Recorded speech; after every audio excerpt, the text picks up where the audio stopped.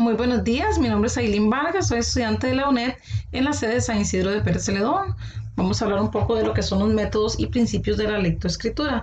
Los métodos son procesos sistemáticos que nos ayudan a la hora de elaborar una tarea o un trabajo con un objetivo específico. Ellos nos señalan cómo enseñar para mejorar o favorecer el proceso de aprendizaje. Por acá tenemos lo que es el método alfabético.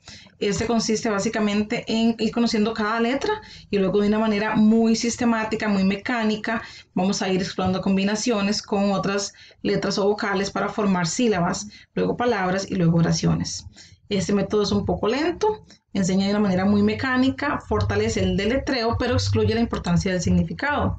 Acá tenemos un ejemplo, esta es la docente con su pizarra, ella va escribiendo ahí las letras y cada estudiante las va repitiendo, las va recitando hasta que las logra aprender. Tenemos lo que es el método fonético, este es muy similar, inicia con el estudio de las letras, lo único es que este se enfoca más en lo que es el sonido de la letra, lo que es el fonema. Entonces nuevamente vamos con vocales y sus sonidos, consonantes y sus sonidos por medio de imágenes, usualmente se puede hacer, pasamos a sílabas simples, sílabas compuestas, palabras y oraciones. Este se adapta fácilmente al idioma de español, tiene una decodificación muy mecánica, al igual que el anterior, pero tiene la diferencia que las consonantes son difíciles de pronunciar sin una vocal, entonces esto puede ser una dificultad a la hora del aprendizaje. Acá tenemos un ejemplo, la docente con su ficha les va enseñando a cada uno el sonido de cada letra. Tenemos el método silábico, este es uno de los más conocidos, se utiliza como partiendo de las sílabas, esta es la unidad mínima para construir palabras y luego frases hasta formar oraciones. Tenemos las vocales, consonantes y palabras simples, sílabas directas, sílabas indirectas y luego las oraciones con las sílabas y las palabras. Por acá tenemos que es organizado, es fácil de aprender, se adapta al español y nuevamente la importancia es en la decodificación y no tanto en la comprensión de lectura. En el ejemplo podemos ver como tipo de fichas, como un rompecabezas tal vez, y se les dan fichitas pequeñas donde vengan las sílabas y ellos deben unirlas para formar la palabra correcta. En el método global, la importancia de la motivación y se hace por medio de actividades lúdicas. Existen tres tipos de maneras de trabajarlo. Está la fraseológica, que es cuando estamos teniendo una conversación y de ahí sacamos una frase que luego descomponemos a palabras y sílabas. Está la contextual, que es algo muy similar, nada más que se les da un texto y de ahí nuevamente ellos extraen una oración o una frase y luego lo van descomponiendo. Y está el léxico, que es al contrario, se les da una palabra y de ahí deben formar la oración. Este se trabaja por medio de la comprensión, lo podemos hacer con rótulos en el aula nombrando los objetos o con rótulos que digan buenos días, yo me lavo las manos, cosas similares a esta, incluso con los nombres de cada estudiante en el pupitre. Luego sigue lo que es la imitación sería cuando la docente escribe en la pizarra, ella pone una palabra y ellos la repiten o con un dictado, cosas similares. La elaboración viene siendo el reconocimiento de las sílabas dentro de una palabra, las palabras dentro de la oración y la oración dentro del texto, ¿verdad? Y la producción es lo que podemos expresar ya una vez que hemos leído. Es sacar una frase que nos gustó, recordar palabras específicas, incluso hacer un dibujo de lo que nos pareció que era el trabajo o el texto, de lo que hablaba el texto, ¿verdad? En este caso. Tenemos que son ideas más completas, que el lenguaje oral se refuerza, los ejercicios son flexibles y útiles y los docentes deben ser creativos. Recordemos que estamos tratando de motivar, ¿verdad? Entonces tenemos que ser un poquito más abiertos de mente y buscar maneras diferentes de atraparlos, de atraerlos. Y la lectura sí se enfoca más en la comprensión. Acá tenemos un ejemplo, que son palabras al azar, revueltas y ellos deben ordenarlas para formar la oración. Tenemos el método natural integral, este responde al vocabulario existente del niño, parte de lo que el niño sabe para que tenga nuevos conocimientos. Este se maneja de la palabra pensada, pensamos una palabra y esa palabra primero la expresamos por medio de gestos, luego ya lo hacemos con sonido, luego se mezclan, se hace gestos y sonidos y se pasa a lo escrito. Este método tiene el interés enfocado en el alumno y sus conocimientos. La lectura se adquiere de una forma natural y se fomenta mucho la expresión y la motivación. Acá sí tiene un poco más de responsabilidad directa en el docente.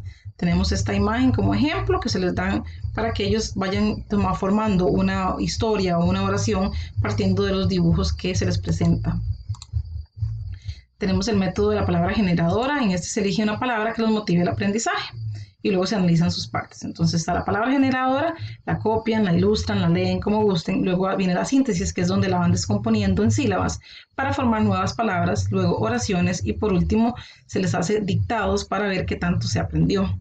Este es un método mixto, parte de la palabra y no presta suficiente atención a la comprensión. Tenemos un ejemplo donde se les dan palabras y deben ver cuál sílaba se repite para después con esa sílaba formar una nueva palabra. Tenemos una reflexión que se nos solicita que establezcamos cuál nos parece que es el mejor método o el más indicado. A mí me parece que el método global es muy interesante porque se enfoca en la motivación. Cualquier persona motivada va a tener deseos de aprender y esto va a lograr que el aprendizaje sea más significativo. Por acá Marquina 2020 nos dice que cuando una asignatura o un tema de una asignatura atrae a un estudiante, el rendimiento aumenta en gran medida.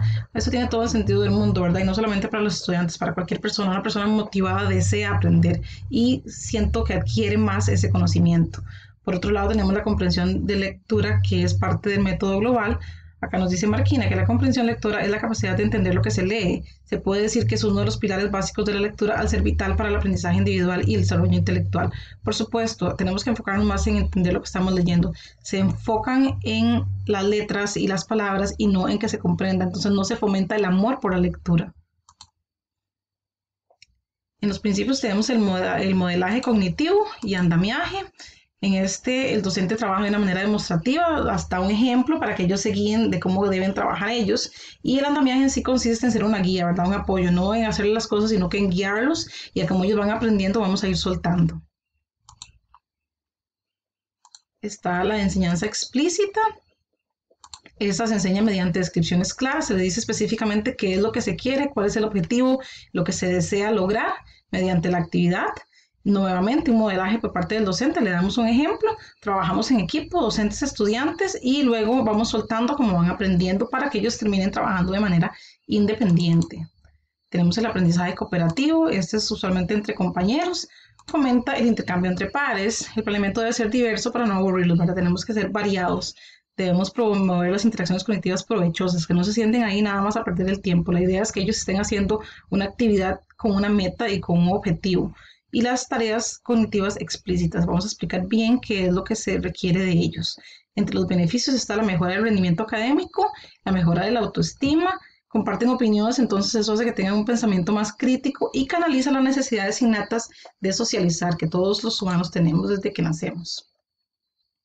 Se nos solicitó 2 actividades basadas en el libro Todos somos superpoderosos. En la actividad 1 se les solicita que lean una parte del cuento, entonces se hacen grupos de 3 o 4 niños, estos van a escoger un párrafo de los que tiene la historia y de ahí lo van a leer, como son más niños que párrafos, entonces unos del grupo lo leen y los otros lo van a expresar ya sea por medio de gestos o movimientos, ¿verdad? Algo que sea alegre, que sea interactivo y que sea dinámico, nuevamente tratando de motivar por medio de actividades lúdicas. En la actividad 2, una vez que ya está leído el cuento, este cuento se basa en lo que es la situación que se vive con la pandemia, entonces se les va a solicitar que den 2 maneras en las que se pueden entretener en estos momentos, ¿verdad? Que están en la casa encerraditos. Lo vamos a hacer por medio del modelaje. La docente va a dar sus 2 opiniones de cómo se pueden entretener y ellos de manera grupal, pero cada uno individual, va a dar 2 opciones. Luego se van a reunir con sus compañeros de grupo, van a escoger las 3 que les parecen mejor y las van a exponer a los demás compañeros. Esta sería mi presentación, les agradezco mucho y espero que les ayude a todos. Gracias.